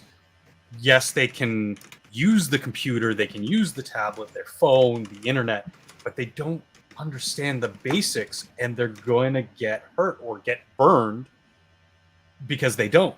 And then what crops up is you have this entire new industry of quick tech help, your Geek Squad type outfits, to basically help people who, if they took a little bit of extra time, could learn about this stuff themselves. Can't think? We'll do the thinking for you. Yeah, exactly. Yeah, well, most people were taught how to use a slide rule. Most people were handed a computer. Yeah. A slide rule was incomprehensible to someone like me who didn't engage in the joys of higher mathematics. I know I've told you that I actually have a slide rule collection. Yes, you have. I can't believe that I am not the person with the most slide rules on this stream. How many pocket protectors do you have between the two of you? I only have one pocket protector, but they're I have extremely... more pocket protectors than you. I switched to a really finely made German fountain pen, and now I don't have to protect my pockets as much as I used to. I know, it's I just like jangling. I'm just teasing you because I'm aware. Yeah. It's what I find funny is the whole file thing. Because what's likely to happen is I've created a new folder for something, or I've swapped recently between moving things into documents and downloads, where I will lose something that I've just saved and have to go search every goddamn place possible for it. But I am a grade A loser. I mean, in that is a synonym for user. And even I know that there's a place called downloads and a place called documents and a place called recents, and even a place where I can go to my initials and I can open my photos. And then there's like a separate thing for pictures, and I keep things in folders and shit. I am going to teach you how to metadata tag things and use Spotlight if it kills me, Prospero. Yeah, I know, but it's sometimes I just enjoy beating myself up while I'm looking for things. I think it's pretty cool that I know how to create new folders within these things, Harry. So don't bogart my joy here. I'm meticulous, verging on the supreme anal with my filing systems on my PC. It is ridiculous. Well, I can't. But as somebody who as a graphic designer, you kind of have to, because if you're not organized, your work is going to be slow. It's going to be crap. It's not going to help anybody. I would be if I knew more about it, and I am guilty of using tools like notes. If I'm putting something grouped together instead of creating a whole file for it, like the grocery presentation, I Damn use straight. I use notes. I dropped the links in notes. Then I wrote up some notes. Then I could just share the notes to you, Yep. Harry, and I could have filed them and dropped them as a PDF to you, but it was just simpler for me to do it that way. That was just ease and time, and the fact that I got Nothing wrong with a basic text file. So, since Functional is on deck, before you sneak away and make another pot of tea, I wanted to talk to you about this story here. I needed a constitutional. That's fine. I would never slight a man for getting another cup of tea. Film crews threatened to strike nationwide, could shut down Georgia production. Now, you have some experience in this area. One of the major sticking points is super long work days as studios feel pressure to pump out more content. Wasn't it you that was telling me about like being an extra and the amount of time that you spent basically doing nothing? Long hours. Days just sitting around doing nothing and getting paid for it. Yeah. And no, that's extra work. That's, a partial acting type stuff. So that's with the film crews, it's a little bit different because they're constantly moving gear. Some of them, they're constantly setting up gear, taking down gear, but there's different crews, right? So as one crew is stripping down a scene and moving it over to the next location or onto a truck to get to the next location, whatever, there's also another crew that's waiting to do whatever it is that they do. And then when they're doing their thing, which is typically the operations crew, the grips, the people who are moving the gear, now they're sitting waiting for their time to shine. A lot of interesting, very moving, very specialized parts going on bigger productions. This could be crippling for the industry. There's a lot of money going on in these productions, even smaller productions, even smaller outfits. Moderate outfits like your Netflixes and stuff, and obviously there's Hollywood and Hollywood North, which are the big money outfits. There's so much money up and down the chain that this could be big. I don't think it'll happen though. That's a lot of out of work people that. Well, they have a particular set of skills. So if you go on strike and there's a million other things you can do, that's one thing. But if your job is to be the best boy or the key grip, probably not a lot of application outside of this industry. So it's a game of chicken whenever they start going into these negotiations. And you throw COVID on top of it and all the things that are happening with regular movies and movie theaters. And it just seems like it's maybe not a time to get too greedy at the trough. Especially considering a lot of these outfits, the majority of them, even though there was that initial hit, that sort of stop, okay, let's evaluate what's going on, a lot of them opened up right back, and they've been filming and doing things and producing these shows all throughout COVID. Yeah. So it does, that people could in the public eye, in the optics of it, could put two and two together and be like, well, you guys are some of the only ones who've been working all year. Why, like you said, are you getting too many turns at the trough here? Well, they I don't talk think they about garner very much public support. About the long work days being the issue, right? So I can totally understand that might be an issue for people. And I mean, obviously, I don't expect people to work for free either. But at the same time, any type of production like this has a lot of moving parts. And a whole bunch of people all have to be nearby, as in on site, for a long time because, it's your turn and all of these parts have to come into position. You don't know what the production schedule, if things are going to have to slip or be rescheduled, all sorts of things can happen. So you need somebody there for the day. You can't just say how much time is invested in this. You want the lag time between switching those very specialized crews to be almost non-existent. But you can't just say, "Oh, I've got my my PERT chart here, and I've planned out what the day is going to look like in terms of filming." And then you need to be here from 2:15 to 3:45. You're not going to I've been even on get sets the, where a scene that was scheduled to take an afternoon took up a week. I've been on other scenes where it's the scene that was supposed to take a day wrapped up in a couple of hours. There was one set I was on that it was supposed to be 3 or 4 days. It turned into 12 days. So there's no things can happen. And as you said, there's a lot of moving parts. Sometimes one of the parts breaks or something happens that it slows down the entire machine. especially with COVID. Imagine what say- happens, somebody tests positive, and then suddenly you have to rearrange the entire schedule because you now have a group of people that suddenly are not where they're supposed to be when they need to be there.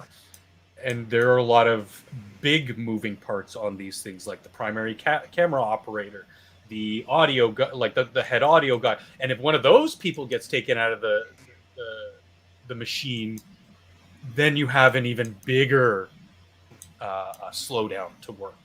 Well, they yanked 2 people off The View at the beginning of the show yesterday. That was theater. Did they? Yeah. You think I you don't think watch they The knew View. ahead of time, and you think it was all Oh, just yes, they Oh, knew yeah. ahead of time. Yeah. Yes. Oh, yeah. That was theater. Anna Navarro and Sonny got pulled off right before Kamala Harris was due to come on. And then Look they how had to serious it is. and then they had to make a big fucking deal about Behar being all, I don't know about all this and blah blah blah, and everybody was in doubt as to whether Kamala would even come out, and it was just drama llama ding. Tension. Their ratings must have intensifies. slipped. well, that's Sounds too bad funny because when I you didn't go think back I to could photos. dislike those people any more than I already do. Well, I can't. Nailed it. I can't imagine that it was spontaneous with that crowd. Well, on to my this is not my imaginary girlfriend. My imaginary girlfriend is actually God. real and is not Elizabeth Holmes, but Elizabeth Holmes, I always come back to her. There's an article here, has the Theranos scandal changed Silicon Valley? And basically they're talking about, has this whole affair kind of poisoned the well in terms of people trying to start businesses? Because now that whole trust thing, somebody shows up. I once had a conversation with a guy from Apple who was a senior manager there who said that he could sell any business plan with 5 slides. Now, if Elizabeth Holmes getting busted for just making shit up with investors kills that part of Silicon Valley culture even more than it already has been, great. Because those 5 slides people can just bugger off. I'm totally tired of that kind of stuff. There's definitely a place in hell for the people who run Tycho and the Theranos people and just all the other shitheads who just made shit up. They're modern Yeah. snake oil salesmen. Solyndra. Yeah, Yeah. let's just pretend that we're profitable. More money, please. Well, they're particularly good at selling the government and former government employees, aren't they? Yeah. And I'm That's not that not hard. bringing Look up at the letters. So there were some letters between her and the guy who was her CEO, her boyfriend at the time, and a lot of the content of those letters is leaked out as part of these court hearings. And oh god, it's so tawdry and just so terrible. That poor bastard was just being manipulated. It was really awful. Oh no, he must have Svengali'd her. Don't you love how that became the narrative? Yeah, Because there's no such thing as a Lucretia Borgia. yeah, I'm just a lost little girl. Yeah. Just look at her. I mean, she couldn't hurt a fly. I don't want to look too closely. I felt my soul starting to be sucked out of my body. Yes. Another succubus. Yeah. Yeah, so Taiwan news. This is a huge story that I don't know. Has Monkey and other people been talking about this one? Evergrande chairman pocketed $8 billion in Not that I dividends know. while forcing employees to lend company cash. I don't know that anybody has spoken of this. This is a huge, huge, huge deal over in West Taiwan. This is going to have a lot of repercussions. New investigations by Ford reveal Su Chai-yin, chairman of Evergrande Corporation, continued to stuff his pockets with dividends while his company racked up enormous debt worth $600 billion US dollars. The company's chairman has received $8 billion from cash dividends since Evergrande's 2009 IPO on the Hong Kong Stock Exchange, according to a Forbes report. Meanwhile, the property 4% of the gross domestic product of the United States. Yes. Meanwhile, the property developer's total liabilities increased every year since it went public, according to its annual reports, but it paid out a dividend to sue every year except 2016. Evergrande pushed China's housing market to the brink of disaster when it warned banks that it would be unable to make its debt payment due this month. The company still owes an estimated 1.6 million incomplete apartments to buyers who have already made down payments. Oh my God. The news comes just days after the New York Times uncovered that Evergrande had threatened to withhold bonuses from its employees if they did not lend cash to the company. Unable to come up with the cash demanded by their employers, some workers asked their friends and family for money, while others borrowed from banks, per the New York Times. Oof. These Elizabeth Holmes employees, could learn from these people. she could.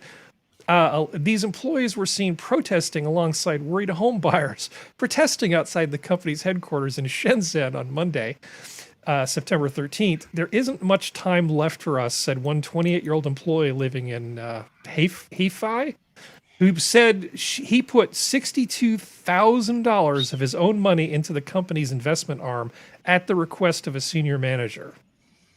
This is a monumental Charlie Foxtrot, and it is going to utterly tank sections of the Chinese economy. How many people in the CCP were involved in this company? Any of them, all of them. Just all the ones who are about to have seats on death row, because they will kill those people.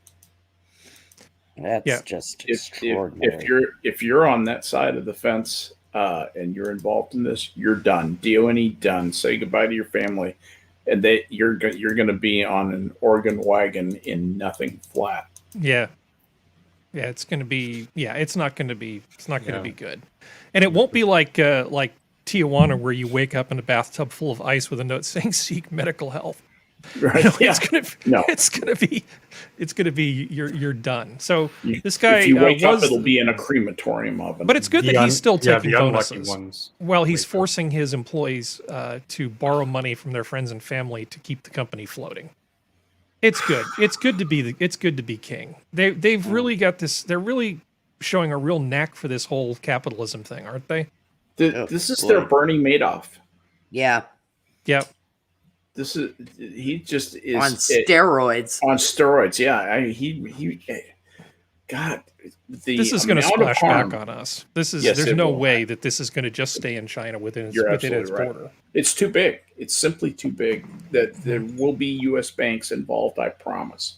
Of course there will be, because they're soulless fuckers. Right. Yeah, rate chasers over at. Oh yeah, and they love throwing money at shitholes and then losing it. Yeah. Well, speaking of throwing money at shitholes, Democrats aim to suspend debt limit with bill to avoid government shutdown.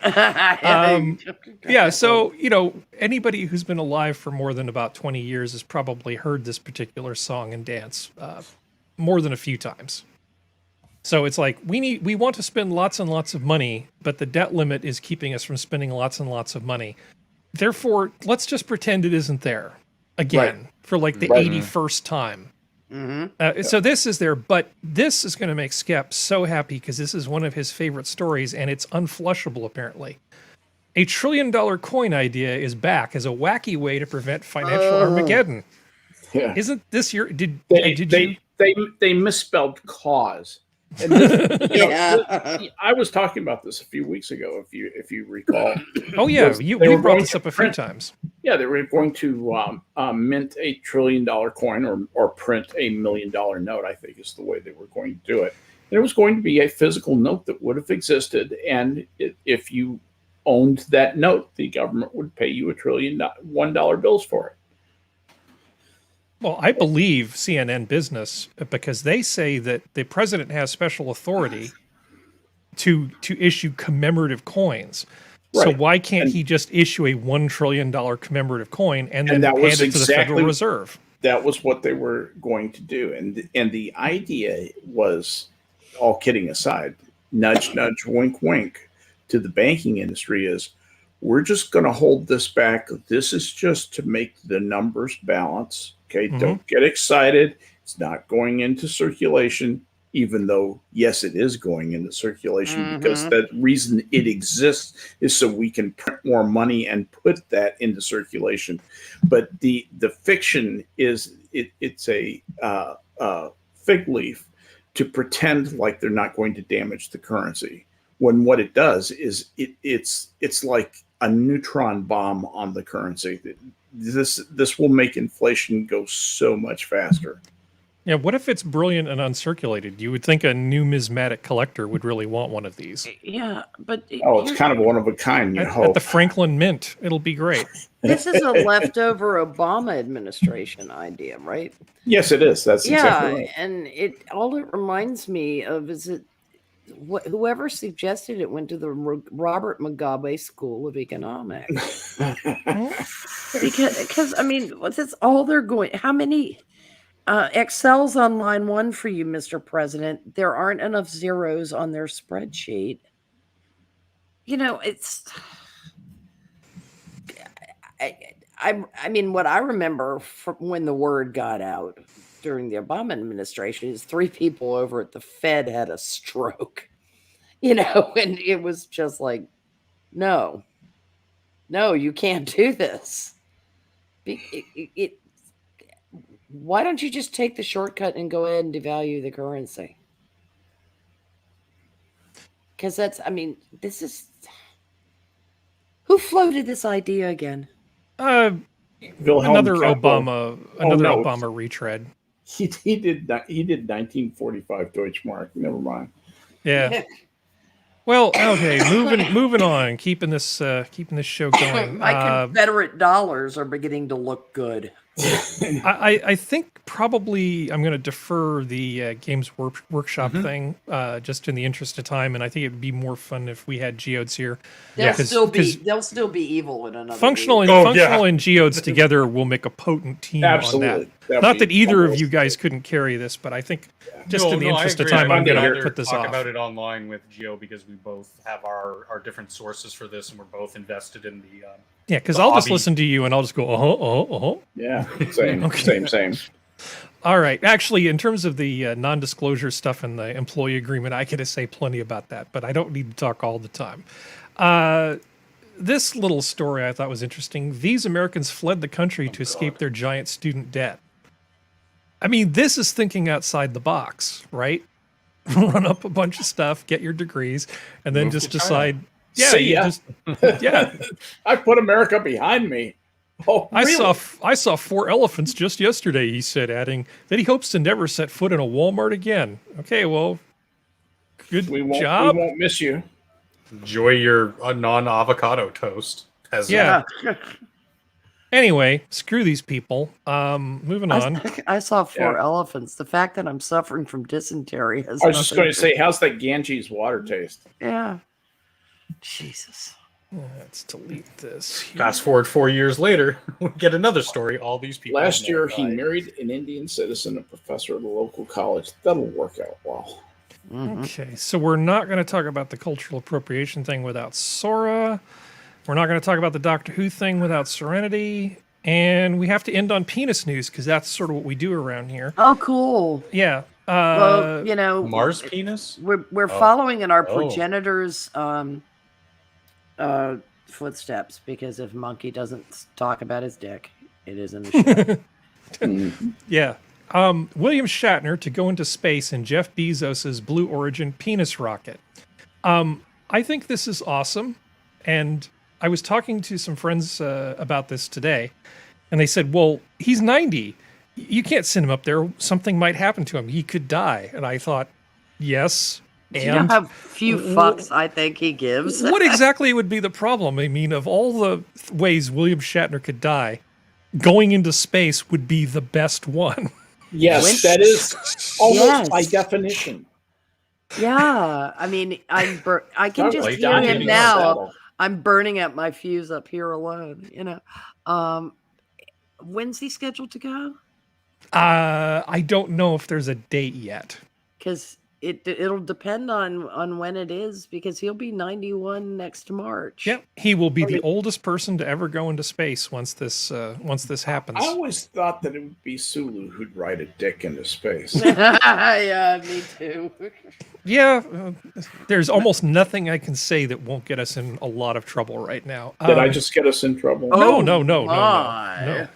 But that's only because Duhan's already dead. Jimmy. Let me see. Wait, do I have an oh my here? I think I have an oh my somewhere. Okay, hold on. We'll have it here. No, that doesn't work. Can't do that. Come on, Harry. Get this show So together. are they using the same style of rocket? Oh my. There we go. Okay. There we go. Yeah, it's the Dick rocket that they sent up a little bit earlier. So I think we should totally send Shatner. And honestly, I think if he's up there and he just says, well, you guys might want to put your helmets on. I'm going to go take a little walk outside. More power to him. He's an extraordinary creature. Yes. Shatner is. I mentioned, I made the comment in Discord that he was almost Andy Kaufman before Andy Kaufman. Because, it's been very difficult for a lot of us who followed Star Trek to be certain whether anything he did, from performing music to anything else, wasn't just wink, wink, nod, nod satire on his part. Yeah. Because he is extremely good at playing being serious about things when he's not. Because he's a bit of a prankster. He's got an ironic personality, ironic turn to his One of personality. Canada's Oh, yes, best very actors. much so. And he's always been a prankster. Yeah. And I've always thought that there's a part of William Shatner. Of course, he has a healthy ego. If you're going to expose yourself as an actor, you're going to have at least the mask of a healthy ego.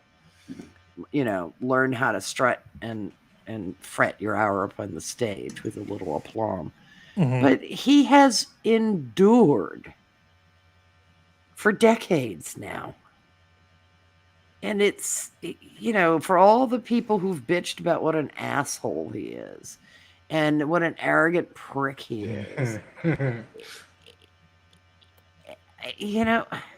lot of them have turned out to have their own problems with arrogant prickhood. He really rode. He's ridden life hard and put it away wet. And Yeah, this guy is 4 years younger than my dad. Mm-hmm. And he still looks great for his age. He does. I only have one story where I even, I can't even say that I had an experience with him, but I was working the big Canadian con for Xbox at the time, and so it was backstage.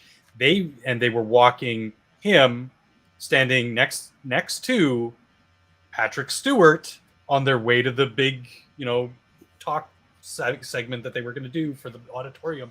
And I just stood aside, put my back against the wall, and my eyes were transfixed on the two of them.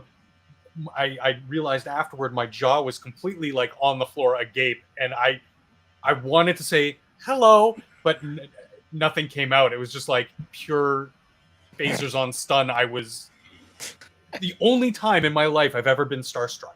Mm-hmm. Yeah. And I think it was the combination of the two of them. Two of my personal childhood heroes in acting just walked right by me like nothing. This is power. wow.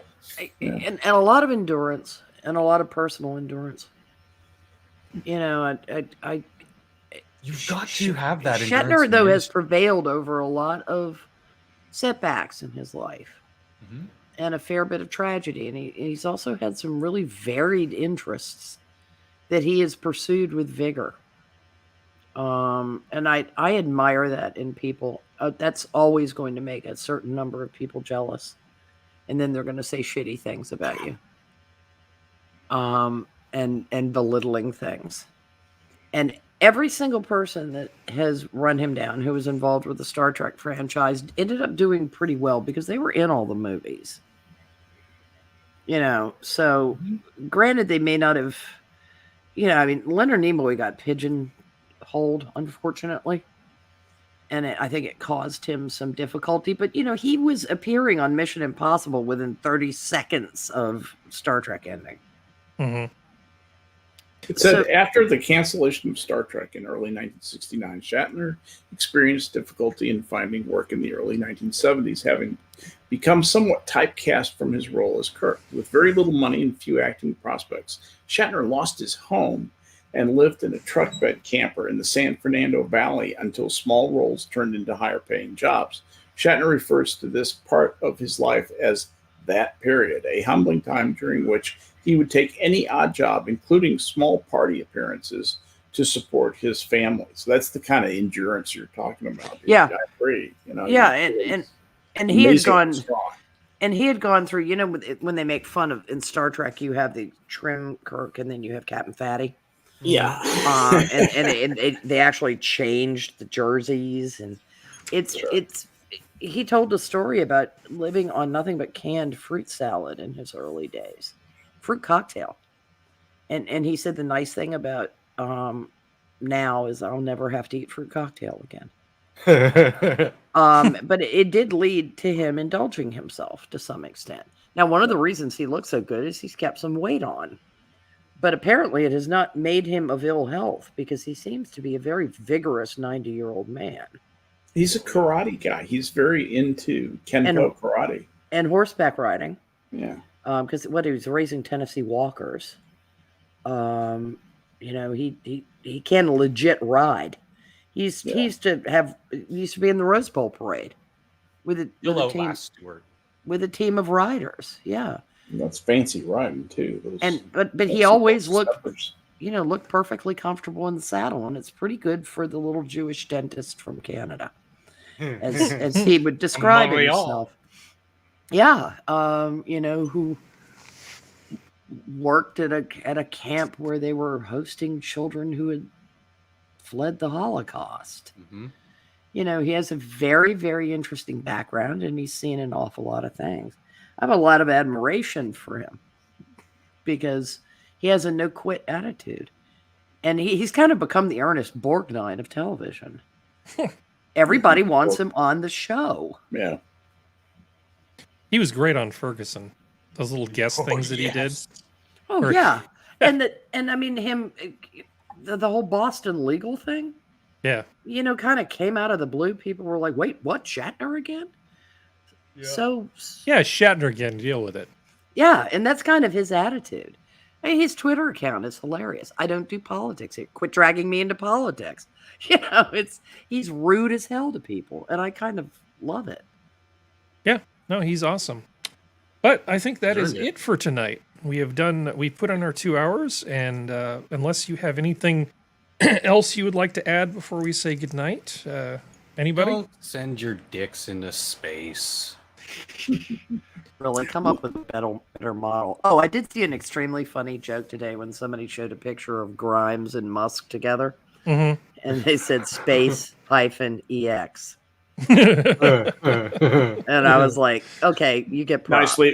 Nicely played. Yeah. All right. And on that, the zoo is closed. Good night, everybody. Live long and prosper.